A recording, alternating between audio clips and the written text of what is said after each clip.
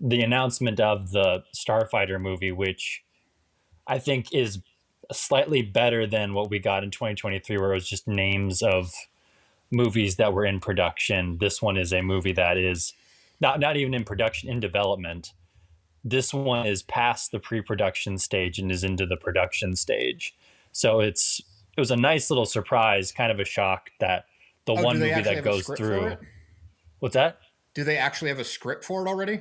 Yeah, they Oh, do. okay. Oh, good, good. Because I'm always excited. They announce a new Star Wars movie. I'm excited. I try to be optimistic, and then my logical brain kicks in. It's like, how many times have we been burned? I saw an article, I forget where it was from, like a week ago, that said there have now been more Star Wars movies announced than they've actually made. Yeah. So I try not to get too ahead of myself because I want to see it actually happen. I'm like, well, is Starfighter just Rogue One or Rogue Squadron? That Where did that go? It's Rogue Squadron's dead, but like I think this is the from the ashes of Rogue Squadron came yeah. Starfighter. So I think that I feel like the script of this movie was ready to go because it's probably just the script of Rogue Squadron. They just So did it's another pass and adapted it.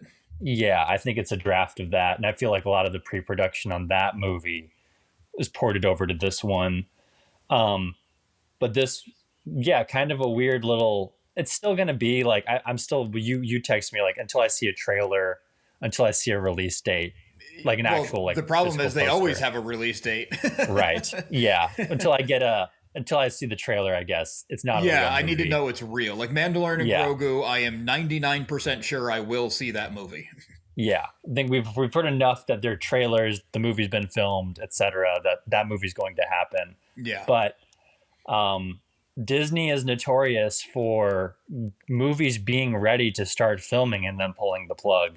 Like this year, we're getting Tron Ares, which is the third Tron film. Hmm. They had another Tron film that was ready to start filming in like summer of 2013. And like they had the location scouted, the director was ready to go, and they just pulled the plug right before they started filming. Yeah, I mean, So, that's not just Disney. That just seems to be the way of the industry right now, which makes exactly. no sense to me because they're always like, theatrical tickets are down, movies aren't making as much money, but let's spend $500 million getting this thing off the ground and then throw it away. Which that's a really good point. So with this one, Kathleen Kennedy brought up with Starfighter is that it's not going to be a high budget blockbuster film. It's going to be sort of not mid range budget, but slightly on the smaller end of a large budget film. So it won't be under over $100 million kind of a thing, Yeah, and I which I'm think, excited about. I'm okay yeah, with I that. don't really care if a movie's a high budget or low, but just give me a good movie.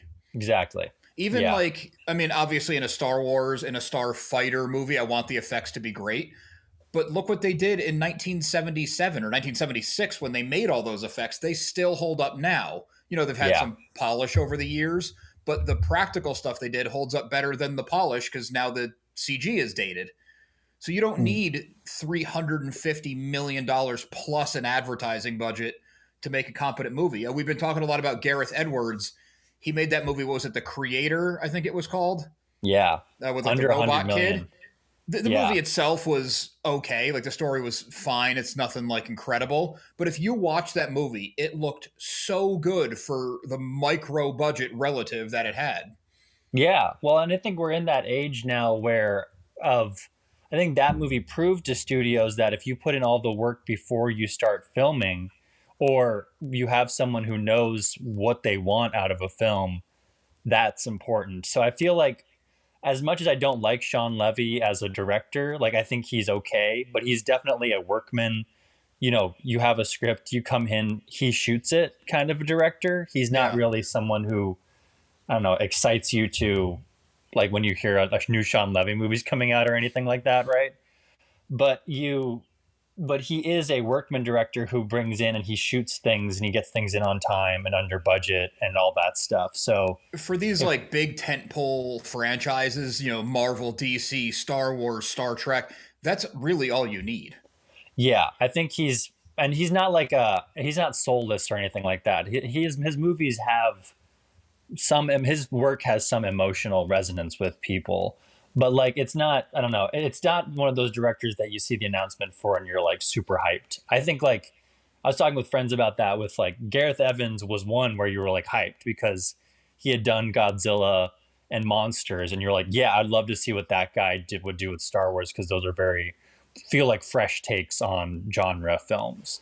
Well, it also And just shows like he can take a little bit of money, of again relative, and yeah, make something really big out of it. yeah. So yeah, so Starfighter isn't ideal as far as like what I would love for a Star Wars movie announcement. Like we have so many others that are way more enticing. The first one, Rory McCann taking over as Balin Skull. How do you feel about that? I love that. I like. I'm not the biggest fan of Ahsoka season one. I feel like it didn't give me enough to get me like really amped up afterwards or like during the show.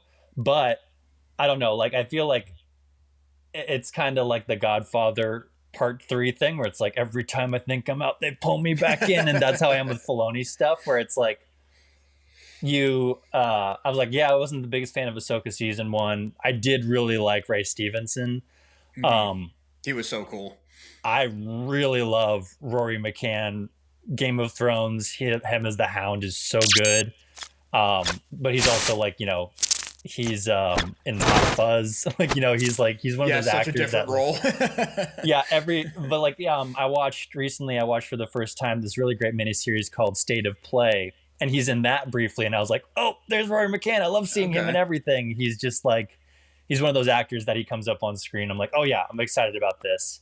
So Yeah. I'm so hyped for that. Yeah, but yeah, As much as I try not to let the real life side of things influence how I feel about the characters or the final product that we're watching, it does make me feel a little bit better that he was friends with Ray Stevenson. I don't yes, know why it could be irrelevant to his performance.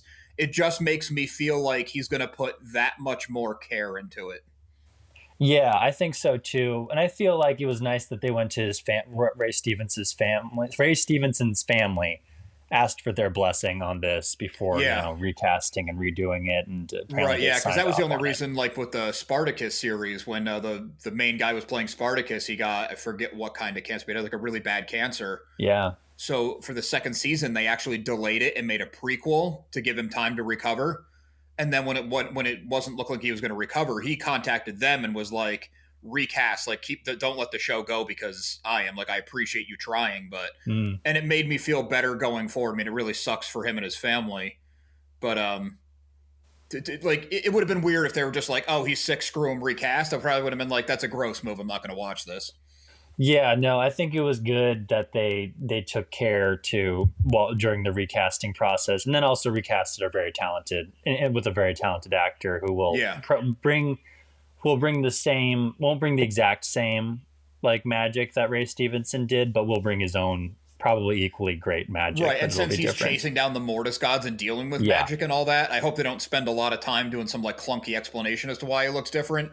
But no, it would be pretty easy to just have a handful of things change in the series and you don't really rub up against it for more than 5 minutes. If you're getting value or entertainment out of any of my transmissions, it would mean a lot if you would join the Remnant and subscribe. yeah. Apparently, this season's going to get weirder, which I'm really excited for. I'm hoping that they just lean into That's the weird why I animated loved stuff. the first season. I loved how Yeah. weird it got. My only real complaint is like you really could have done better with the lightsaber stuff. Like what was Yes. that? Lightsaber stuff, but I also feel like the first season teased you with some weirdness but never went the full thing. Like I kind of feel like if it's going to be the animated show's live action, we do need to get to that like Mortis God level weird. Like I'd like to see that. But I like So that I'm they didn't hoping do it for in the that. first season because, like, watching it with my wife or my friends who are more casual fans, they're not going to watch the animation. They'll watch the live action. They Yeah, don't know what a Mortis god is. They've never heard of it. They know that it's the Force and that it's this space fantasy thing. So if you just went like Ahsoka season 1, episode 2, here's the Mortis gods. That's the sun right. and Good that's the fun. point. They're like, Yeah, what is this? yeah. Good point. Yeah. So I think maybe season two will hopefully be like for season one, if it's easing people into the weird animated stuff, season two maybe hopefully goes full weird animated Yeah, stuff. I would That'd be like great. that. I'm here for Yeah. it for sure. Yeah. We're getting more space battles apparently. I love that they teased Admiral Akbar and Yep, that was my Admiral next note. Yeah, Red Admiral I'm very Thrawn. excited about that. That again, I was like, again, I'm kind of like, yeah, Ahsoka, it's okay. But then they'd like say that stuff. I'm like, yeah, bring on season 2. That sounds awesome. I'm so Yeah, excited for that. I love it for a number of reasons. One, Akbar was cool in Return of the Jedi. He's iconic, because of the meme, the it's a trap thing. Uh, Also, cool character designs. We're gonna have some more alien leads, but also he went up against Thrawn in Legends, which so many Oh, people are like, throw away the Disney stuff, just do Legends. It's like, so the more they bring in, the more you're gonna bridge that gap. And also to kill him off screen and not even really mention it in The Last Jedi is like, why? If he wasn't in the movie, just don't put him in the movie. But then to announce that you just killed this legacy character, it's like, I mean, no, we didn't have the deepest development, but it just seemed like an unnecessary thing. Like, haha, we killed him. Like, why? Why say that? So to let him come yeah, in and have a moment now, I'm pretty excited for it. me too. I'm excited for that too. He gets a little like brief moments in the third Alphabet Squadron book where you see his masterful tactician Oh, brain cool. I working haven't with the done the Battle of third one yet. Jakku. It's really good. Victory's Price is like the other two books, really good.